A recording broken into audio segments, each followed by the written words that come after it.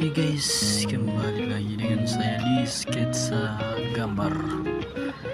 Oke, kali ini saya memulai dengan menggambar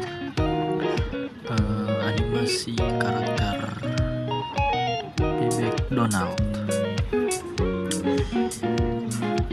Ya, pertama-tama ya kita gambar dulu selisih-selisih dari kepalanya ya, ini hasil yang sudah jadi.